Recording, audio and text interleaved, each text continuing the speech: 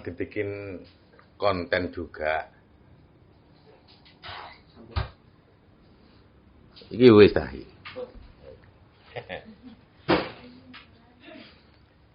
Assalamualaikum warahmatullahi wabarakatuh. Waalaikumsalam warahmatullahi wabarakatuh. Ya, bertemu lagi dengan Cak Endon yang suka membaca pengalaman teman. Baik teman-teman, sebenarnya buku ini sudah berjalan panjang, tapi perlu saya terangkan lagi. Ini buku komando yang dikarang oleh Maha Mengatur. Jadi yang pertama kemarin sudah kebaca tapi enggak dikontenkan. Tapi hari ini sebagian karangannya buku Maha Mengatur ini, hari ini kayaknya ada satu bahasa yang asik untuk kita pelajari ulang, kita evaluasi ulang diri kita yang hidup di muka bumi ini. Semoga ini juga menjadi sebuah masukan bagi kita semua sebagai seorang ciptaan. Karena dengan seperti ini kita nanti bisa mengambil banyak pelajaran untuk kehidupan kita sehari-hari.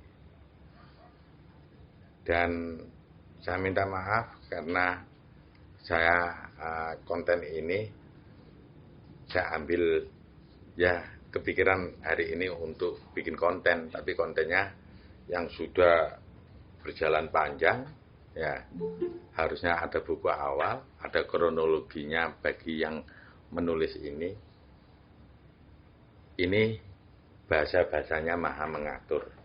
Mungkin bagi kita yang Islam mungkin tahu tentang Asmaul Husna. Ternyata karakter-karakter yang ada di Asmaul Husna itu adalah karakter Tuhan yang tersendiri. Tapi Tuhan ini bisa bersatu menjadi satu. Tapi nggak akan saya jelaskan lebih panjang. Kalian bisa melihat di konten tentang asal-usul Maha. Ini selama saya dulu belajar tentang ketuhanan, belum tahu tentang asal-usul Maha. Saya juga baru tahu bahwa Tuhan tertua itu Maha Pencipta. Baru tahu. Nah, Tuhan membelah dengan Tuhan yang lainnya. Tapi ini nggak saya bahas hari ini. Ini kita membahas tentang tulisannya Maha Mengatur. Judul Tempat yang Kosong. Enaknya membaca buku Tuhan itu bahasanya sederhana, bahasa sehari-hari. Itu. Soalnya buku ini tidak diturunkan di para nabi. Para nabi kan ada bahasa ya ayyuhalladzina amanu, ya ayyuhan nas. Nah, itu bahasa yang turun kepada para nabi. Nah, ini turun kepada orang yang biasa, ya bahasanya biasa-biasa aja. Judul Tempat yang Kosong. Mari melihat sisi-sisi yang sampai sekarang kita belum bisa melihatnya. Kadang kita peka, kadang kita juga tidak peka. Berarti bahasa ini diperuntukkan kepada Tuhan, karena buku komando memang mempelajari tentang kelebihan-kelebihan Tuhan. Bahkan juga kelemahan-kelemahan Tuhan dipandang dari sisi Maha Mengatur. Seorang lagi, mari melihat sisi-sisi yang sampai sekarang kita belum bisa melihatnya. Kadang kita peka, kadang kita juga tidak peka. Ini Tuhan seperti itu. Sehingga menimbulkan perbedaan yang tidak ada ujungnya. Ya, peka sampai peka, situ berdebat, sehingga menimbulkan perbedaan yang tidak ada ujungnya. Untung saja para Tuhan mempunyai bidang-bidang yang saling melengkapi. Jadi Tuhan Maha Mengatur melengkapi apa dari Tuhan yang lain. Begitu juga Tuhan yang lain melengkapi dari Tuhan yang lain. apabila ada yang kurang, Tuhan langsung mengambil alih. Bagaimana dengan ciptaan? Apakah ciptaan juga bisa seperti Tuhan? Enaknya di sini Tuhan bisa mengambil alih kekurangan dari Tuhan yang lain. Ya misalkan rumah komando ini, ya kita ketahui bahwa ini rumah miliknya dia. Harusnya mana yang kurang segera diambil alih. Jangan sampai ada menilai kekurangan teman. Jadi kalau Tuhan ada sesuatu yang kosong, diambil alih. Nah, sekarang ini kayaknya di RK sendiri yang istiqomah sudah mulai tidak berjalan sebagaimana mestinya. Yang biasanya bersih-bersih kaca mulai berkurang. Kapan memulai lagi? Ini loh rumahnya KL. Kalau ini rumahnya ya semuanya kan miliknya Tuhan. Kalau ini sudah miliknya Tuhan, kenapa tidak kamu bersihkan? Kalau kamu membersihkan sesuatu yang miliknya Tuhan, maka kamu akan diperhatikan oleh Tuhan. Kalau kamu tidak memperhatikan, bagaimana Tuhan mau memperhatikan dirimu? Makanya kadang-kadang kita sulit untuk memahami buku-buku yang ada, karena kita tidak peduli dengan miliknya Tuhan. Makanya sulit untuk bisa masuk ke dalam dirimu. Ada banyak kegiatan-kegiatan kita yang terbuang. Harusnya bisa untuk menyenangkan Tuhan dengan apa-apa yang dimiliki Tuhan, itu kita lakukan. Satu contoh, banyak perbuatan yang kita nggak ada gunanya, ya. Dan itu sering kita lakukan berulang-ulang. Perbuatan yang tidak ada gunanya dan memakan waktu yang sangat banyak. Apa itu? HP. HP sudah menjadi Tuhan. Dia sudah, karena begini aja megang HP, ya. Padahal sih tak lirik sing dilopos ya rare. Cuma ngono ae gitu. Itu kata berulang-ulang dilakukan. Ya. Coba itu dibatasi waktunya. Boleh kamu pegang HP memang itu untuk mencari data di lapangan. Boleh mencari data. Tapi nggak tahu. Charger delok apa sing kamu dapatkan, kecuali saya tadi melihat HP begini saya ternyata menemukan satu konsep hidup. Nah, ini untuk memperkuat perjalanan hidup saya ke depan. Tapi nggak tahu yang tua, yang anak-anak, yang muda, semuanya sama saja. Banyak waktu yang terbuang. Kalau kalian ada di Al-Ghaid, mestinya nggak ada banyak waktu yang terbuang. Hanya gara-gara HP. Itu berapa jam kalian buka-buka yang begini-begini. Kalau kamu buka HP memang untuk mencatat sesuatu yang baik, nggak apa-apa. Nah, berarti fungsi HP akan berfungsi sebagaimana mestinya menurut Tuhan. Karena kalian dengan memegang HP, ketika kalian terhubung dengan Tuhan, maka alam teknologi itu bisa terbenahi. Tapi kenyataannya kita yang katut, bukan yang teknologi itu katut pada dirimu. Polamu yang membuka apa-apa yang kamu lihat di HP itu bisa membersihkan alam teknologi. Apalagi kamu pancarkan apa-apa yang ada di dalam dirimu untuk alam teknologi tersebut. Mari kita renungkan lagi, ada banyak kesalahan yang belum kita sadari, belum bisa melihatnya sama seperti Tuhan. Ya. Nah, kadang kita peka, kadang kita juga tidak peka. Ayo, kamu menjadi orang yang peka atau menjadi orang yang tidak peka.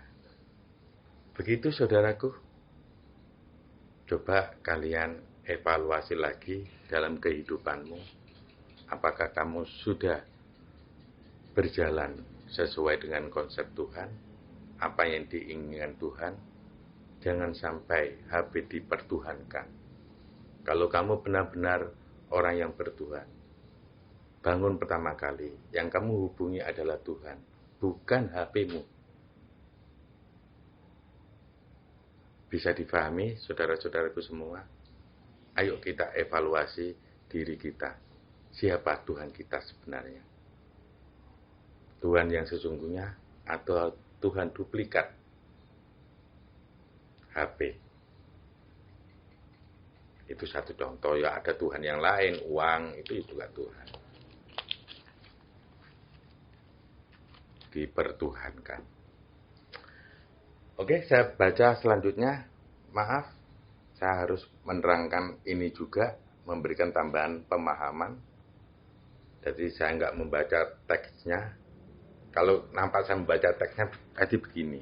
Kalau begini sudah nggak membaca teks. Ya. Kadang-kadang kalau saya baca teksnya aja, mungkin saya kan juga ada punya pemahaman, maka pemahaman ini saya lontarkan. Pemahaman saya bukan kebenaran mutlak untuk kalian, tapi ini sumbangsih pemikiran. Tapi bukan berarti sumbangsih ini kamu jadikan satu kebenaran mutlak. Tidak. Saya hanya memberikan pemahaman seperti apa yang saya baca. Kadang-kadang ya jauh dari ya dipahami yang ditulis. Tapi insya Allah mudah-mudahan saya mencoba memberikan pemikiran baru, ya, contoh-contoh baru. Mudah-mudahan dikasih bisa.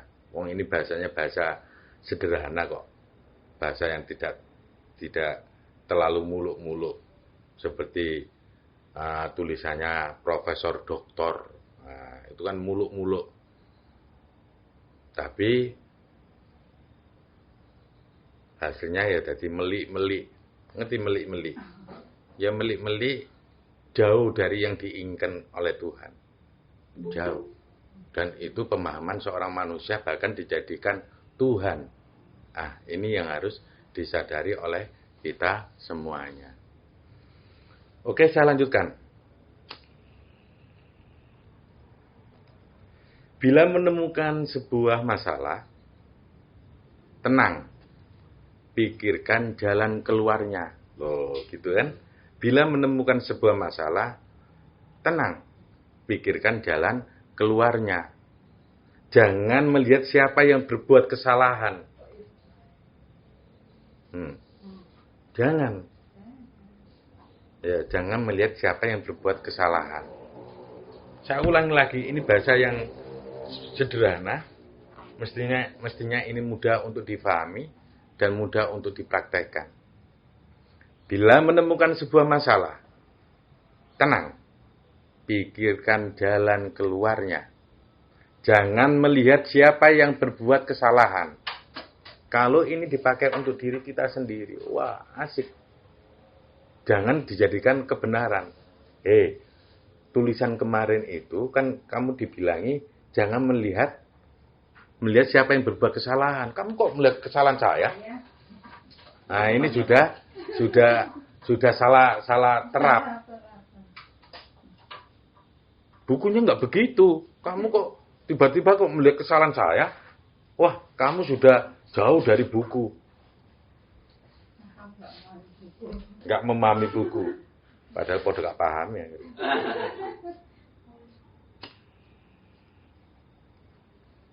Kalau kita berpijak pada satu kebaikan saja, itu tidaklah menguntungkan. Makanya perlu ada banyak konsep-konsep kebaikan yang harus ada pada dirimu. Jangan satu kebaikan saja. Kalau orang itu memandang hanya satu kebaikan saja, itu ya mudah menyalahkan orang lain. Menurut saya nggak begitu. Pengalaman saya itu seperti ini. Berarti pengalaman lo salah. Nah, yang orang seperti ini hanya berpijak pada satu kebaikan saja. kebaikan apabila dilakukan secara berulang-ulang dan semakin banyak, maka kebaikan tidak akan menjadi kebaikan lagi. Kamu melakukan kebaikan, kamu lakukan berulang-ulang. Itu dipandang orang lain bukan kebaikan lagi. Sudah kebiasaannya dia. Nggak apa-apa. Nah, kita dipandang seperti itu. Jangan sampai kamu melakukan kebaikan. Ini loh kebaikan saya. Selalu melakukan kebaikan, selalu kamu tunjukkan kepada orang-orang bahwa saya melakukan kebaikan. Saya ulang lagi, kebaikan apabila dilakukan secara berulang-ulang dan semakin banyak, maka kebaikan tidak akan menjadi kebaikan lagi. Bahkan pelaku kebaikan itu tidak akan dikenal sebagai orang yang berbuat baik. Misalkan satu contoh, kamu sering bawa pacul, sering jalan-jalan di larian sana. Ada yang nggak benar, itu kamu pacul lagi, kamu ratakan lagi. Itu kamu lakukan berulang-ulang. Petani pun nggak melihat kamu. Awal-awal melihat kamu. Oh, enggak, kalau ada rusak nanti ada orang yang datang. Sampai itu tidak dianggap kebaikan, bahkan dia tidak dikenal oleh orang. Oh, biasa yang membenahi jalan. Seperti itu.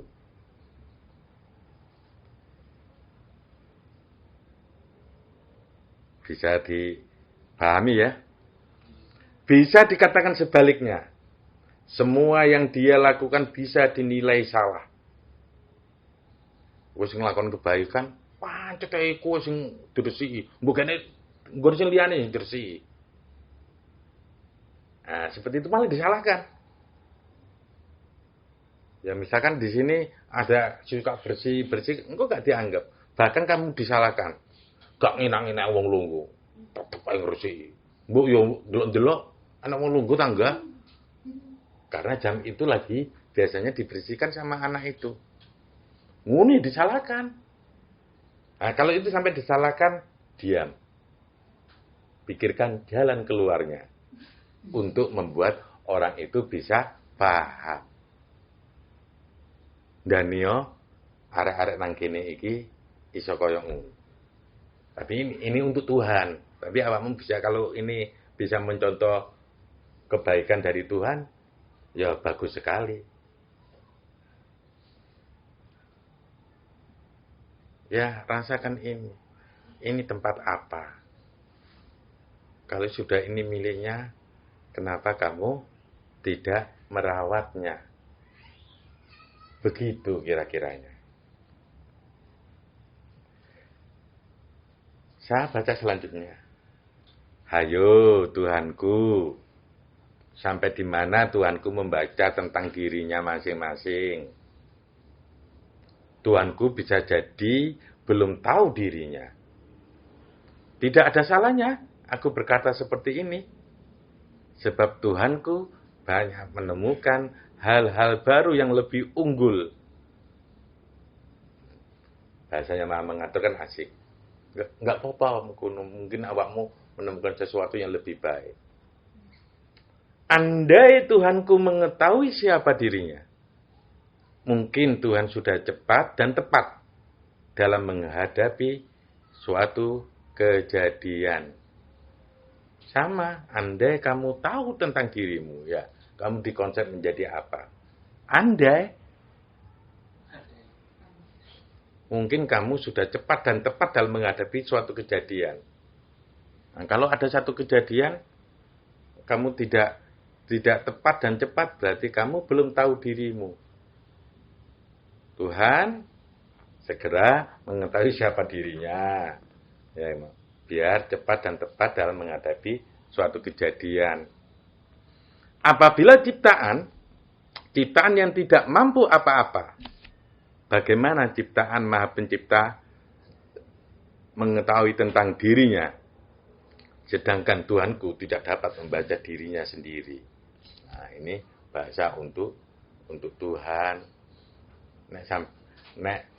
Tuhan tidak tahu tentang dirinya sendiri, bagaimana ciptaan bisa menjadi baik atau tidak. Oleh karena itu, Tuhan yang aku sayang, Mari sama-sama membaca. Mari sama-sama saling mengenal. Jadi orang-orang di luar sana bingung. Ini Tuhan ngomong sama Tuhan. Maha ngomong dengan Maha yang lain. Tapi kalau kalian sudah membaca asal-usul Maha, kalian nggak akan bingung untuk memahami bahasanya Maha mengatur ini. Sekarang lagi. Oleh karena itu, Tuhan yang aku sayang. Jadi Tuhan memanggil Tuhan yang lain, ya Tuhan. Oleh karena itu, Tuhan yang aku sayang, mari sama-sama membaca. Mari sama-sama saling mengenal. Bila kita tidak saling kenal, omongannya Maha mengatur, bila kita tidak saling kenal, tapi bagi orang tertentu akan memahami ini. Bila kita tidak saling kenal, maka kita akan sulit tumbuh kepercayaan. Dan bisa sulit untuk saling menyayangi. Nah, kalau nggak kenal ya, untuk menumbuhkan kepercayaan agak lumayan sulit. Ya, apalagi menyayangi. Karena ada bahasa tak kenal maka tak sayang. Ya Tuhanku, dengarkan itu baik-baik. Ini bahasanya Maha mengatur. Ini tulisan aja. Begitu bahasanya si Maha, agak antik julukannya, Maha pengangguran, suka membantu Tuhan-Tuhan yang lain. Ini yang judul yang pertama. Ini masih dalam konteks buku komando. Soalnya Maha mengatur ini paling banyak paham tentang para Tuhan dan kemampuan-kemampuan Tuhan. Juga sering diajak oleh diajak konsultasi tentang kemampuan-kemampuan Tuhan. Dan sering diajak konsultasi, akhirnya si Maha mengatur ini suka mengkolaborasi kemampuan Tuhan. Judul baru. Perilaku yang terbaca. Ini Maha mengatur, membaca Tuhan yang lain. Tulisan bawahnya, aku hanya ingin menulis. Menulis saja loh ya. Jangan diteruskan kalau tidak mau membaca.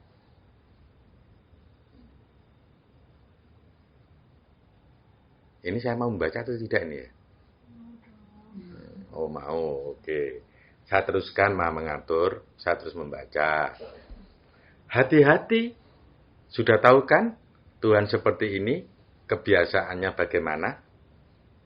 Jadi, yang sudah tertulis nanti, sangat boleh untuk tidak kamu percaya.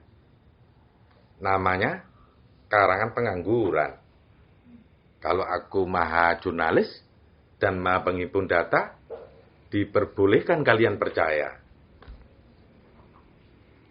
Maha pengangguran meminta kamu untuk tidak percaya ya.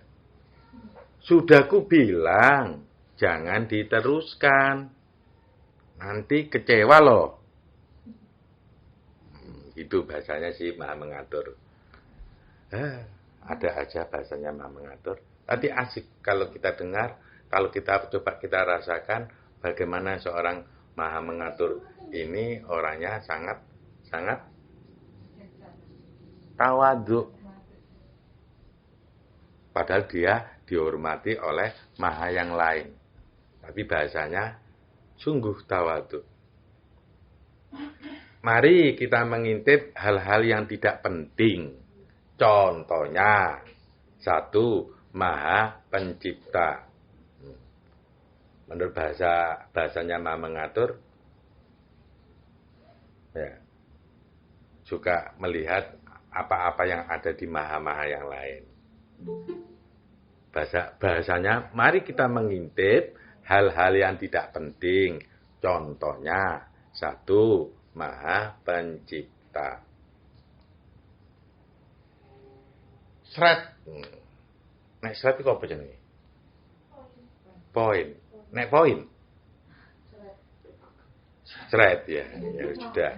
Kalau seret itu poin, kalau poin itu ya seret ya. Sudah enggak apa-apa. Saenake pokoknya enek tulisan seret.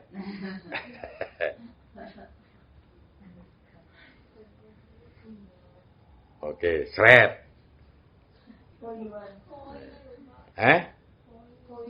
Oh, poin ngono ya. Ya, poin ban. Ya, sudah. Poin ban. Teladan bagi semua ciptaan. Nah, bacaan si Maha mengatur bahwa Maha Pencipta ini teladan bagi semua ciptaan. Banyak ciptaan yang mengeluh dijadikan sebagai ciptaan. Ngeluh dah kamu. Sangat. Hari-harinya suka mengeluh.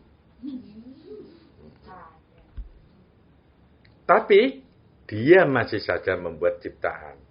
Sudah tahu banyak ciptaan itu mengeluh ya. Tapi tetap gawe ciptaan. Muka tembok. Ini Maha mengatur yang ngomongnya di Maha Pencipta. Dikatakan muka tembok. Padahal dia juga berusaha yang terbaik. Kadang tidak terakui kebaikannya. Hanya membuat, kemudian ditinggal, dan tidak dipedulikan. Teruskan ulahmu itu.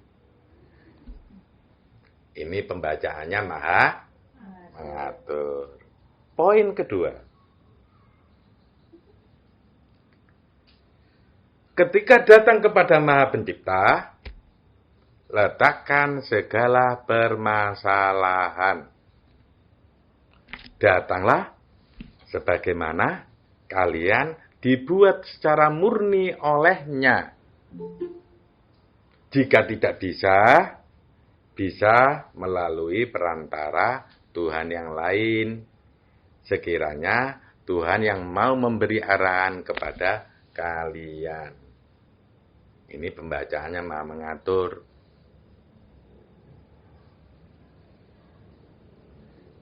Kalau kita datang kepada Maha Pencipta, disuruh untuk meletakkan segala permasalahan.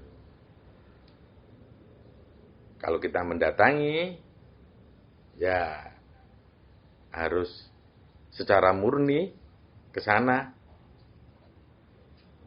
Jika tidak bisa, kita disuruh mendatangi Tuhan yang lain.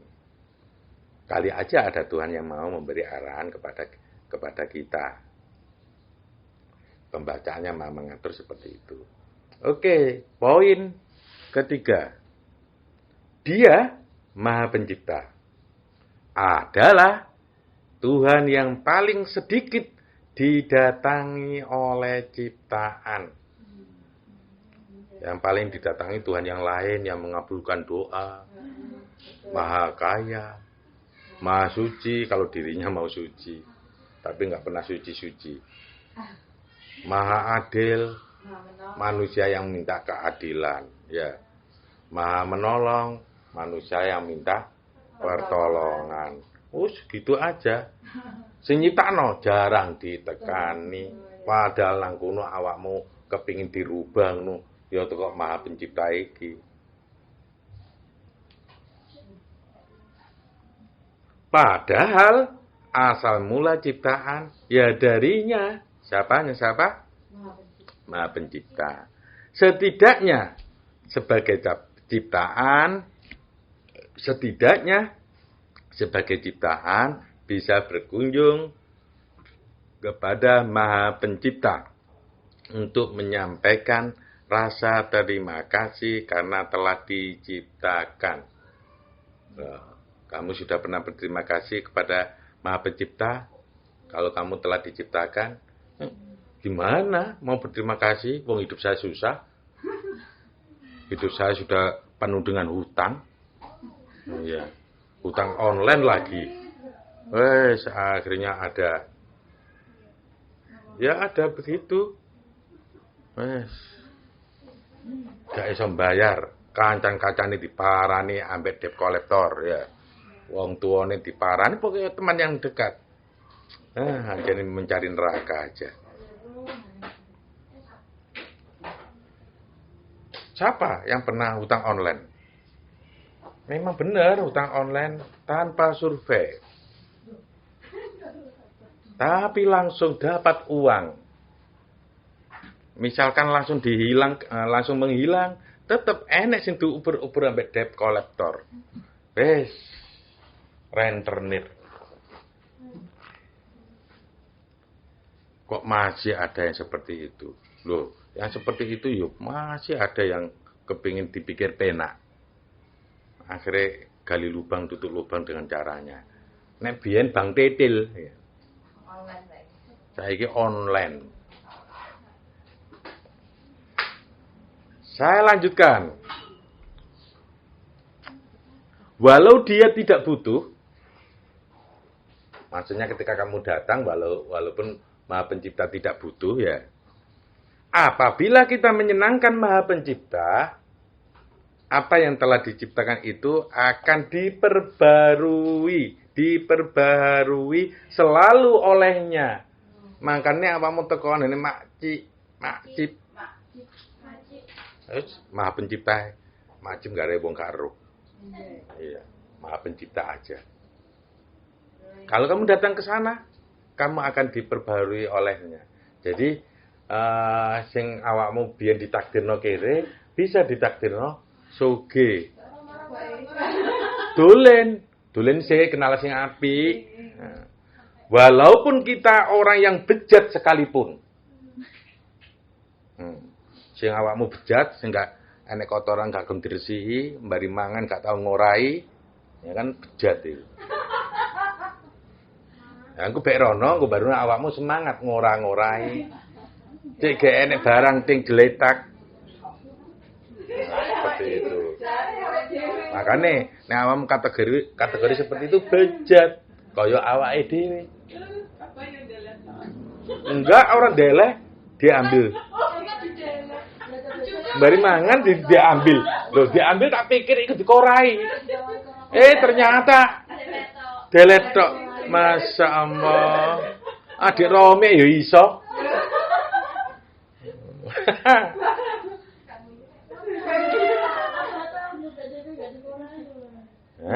Dan dia gak dikorai. Iya.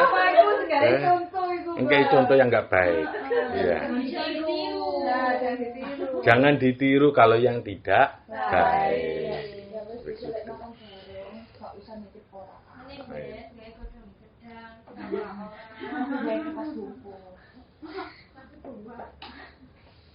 Itu. Yes. Tak ngeritik awake dhewe. Ngeritik awakmu yo gak tau sadar-sadar. Iya. Tak omongno bolak-balik ya gak sadar. Tak ngeritik awake dhewe.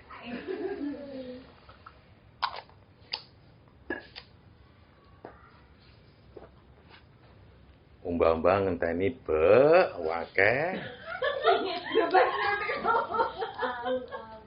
Males umbah-umbah. Nang laundry.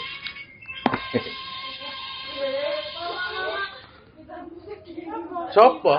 Siwa, utal musik, cekak.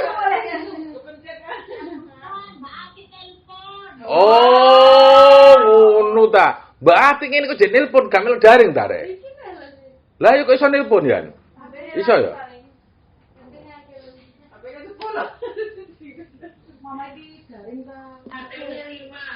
Oh, HP-ne 5. Makane iku ngresek koncone sing daring. Tapi ada maksud baik Mbak Ati itu. Iku nggugah jiwa cek gak turu. Oh no.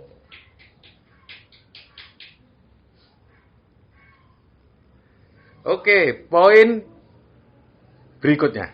Poin 4 ya.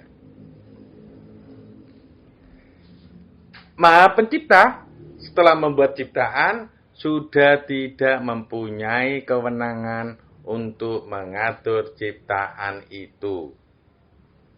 Maha Pencipta hanya mendampingi para Tuhan yang menginginkan para ciptaan tersebut. Nah, iku nek misalnya ciptaan sing gak teko nek Maha Pencipta ya mengkono ngiringi Tuhan yang lain.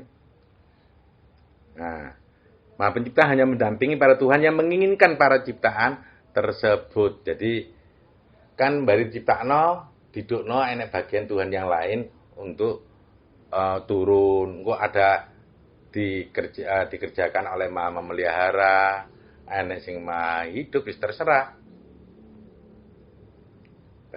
Berarti ya iku mau muka tembok iku mau nyiptakno tok baru wis terserah awakmu mau baik atau tidak. Nah, diserahkan kepada Tuhan yang lain. Oke, selanjutnya poin selanjutnya, Maha Pencipta bebas bertemu dengan ciptaan. Dia tidak punya wilayah-wilayah ciptaan. Saya ulangi, Maha Pencipta bebas bertemu dengan ciptaan. Dia tidak punya wilayah-wilayah ciptaan. Hanya dia yakin bahwa apa yang telah tercipta adalah bagian dirinya. Jadi si Maha Pencipta mempunyai keyakinan setiap ciptaan dianggap oleh Maha Pencipta itu adalah bagian dirinya. Kalau setiap ciptaan itu bagian dirinya, mestinya setiap ciptaan itu sudah ditanamkan berkreasi, suka menciptakan. Makanya sekarang ini banyak manusia-manusia pencipta karena sekarang sudah ciptaannya sekarang sudah canggih-canggih lagi, sudah pembenahan dari ciptaan yang lalu. Makanya orang-orang yang di akhir zaman ini otaknya jos-jos, berkreasi jos-jos sampai dia melupakan Tuhan. Nah, ini efeknya. Efeknya salah satunya itu. Bahkan sampai orang tidak bertuhankan Tuhan, bertuhankan Google. Jarang kalau tanya sesuatu kepada Tuhan, karena dia sendiri tidak percaya bisa berkomunikasi dengan Tuhan. Kok jangan-jangan Tuhan tidak komunikasi, malas lagi. Wes, karena Tuhan malas, akhirnya jangan salahkan banyak ciptaan bertanya pada Google. Orang yang ada di sini masih mencari nyocok pemahaman di Google, padahal iku sing ngarang yo menungso. Kok kan takon be Tuhan, gimana cara berkomunikasinya? Sebenarnya setiap ciptaan kalau sudah diciptakan mempunyai alat komunikasi kepada Tuhan. Cuma itu mau diaktifkan atau tidak, terserah ciptaan itu sendiri. Selanjutnya, poin selanjutnya, Maha Pencipta tidak bekerja sendiri dalam membuat ciptaan. Maha Pencipta mempunyai tim dalam hal penciptaan. Nah, kalau menurut buku yang kemarin, salah satu untuk menciptakan ini, Tuhan punya tim Maha Pemberi bentuk. Ada Tuhan Maha Mengatur. Tuhan bagian Maha Pemberi petunjuk. Kalau tadi pemberi bentuk, pemberi petunjuk, itu juga sering diajak untuk berdiskusi untuk membuat ciptaan. Dan masih ada maha-maha yang lain yang dijadikan tempat konsultasi untuk membuat ciptaan, begitu. Ini pembacaannya Maha Mengatur.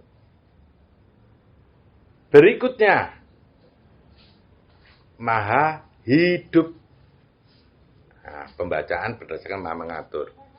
Maha Hidup mempunyai 3 kehebatan, yaitu memberi hidup, menghentikan hidup, dan mendaur ulang hidup.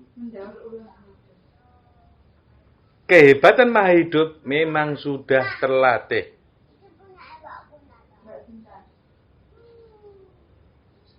Kehebatan Maha Hidup memang sudah terlatih.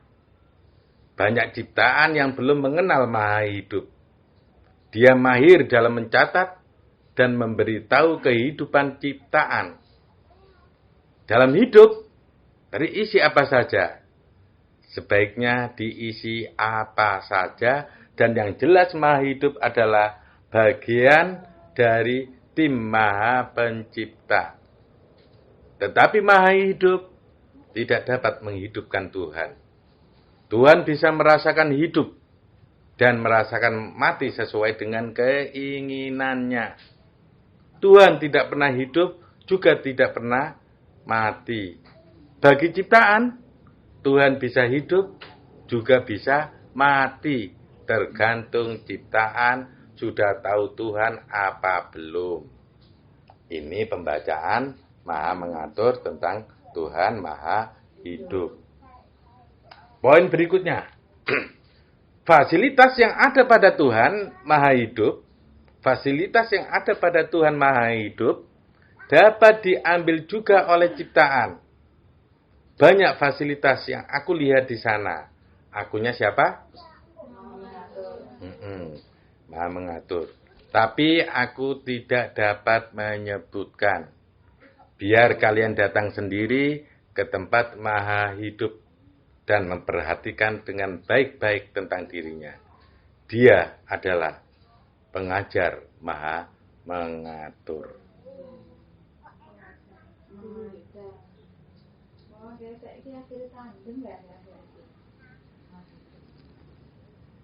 Poin berikutnya, Maha Hidup tidak pernah menentukan umur. Maha Hidup memberitahu banyak kesempatan mengenai hidup. Agar kehidupan jangan dibuang dengan sia-sia. Atau bahkan diremehkan sekecil apapun kesempatan dalam hidup. Ojo sering-sering tulinan HP. Berarti kamu menyia-nyiakan hidup. Kalau kamu tidak mencari data yang penting untuk Tuhanmu di lapangan. Nganggur, lebih baik bersih-bersih. Jangan HP-an saja. Kayak orang dikendalikan oleh HP. Coba kamu dikendalikan oleh Tuhanmu. Jangan dikendalikan HP. Hidup macam apa kalian? HP hanya sekedar refreshing, tapi jangan terlalu banyak refreshing. Ya biar tidak dikendalikan oleh HP-mu. Siapa aja yang dikendalikan HP? Semua penduduk Indonesia. Bahkan seluruh dunia. Tuhannya sekarang HP.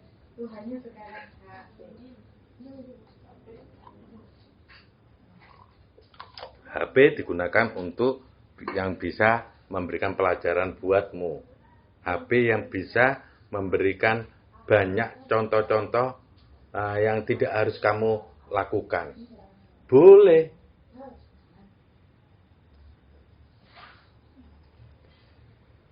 Poin berikutnya. Sesekali boleh bertanya kepadanya. Nya siapa? Maha Hidup. Bagaimana memandang Tuhan? Dan bagaimana memandang ciptaan? Dalam kurung, sedangkan Tuhan dan ciptaan itu sangat luas. Mintalah cerita kepadanya. Berarti kalau kita mau minta cerita tentang kehidupan, ya datanglah kepada Maha Hidup. Begitu saudara-saudaraku, masih ada banyak pembacaan Maha mengatur pada Maha yang lain. Tapi untuk sementara saya cukupkan sampai di sini.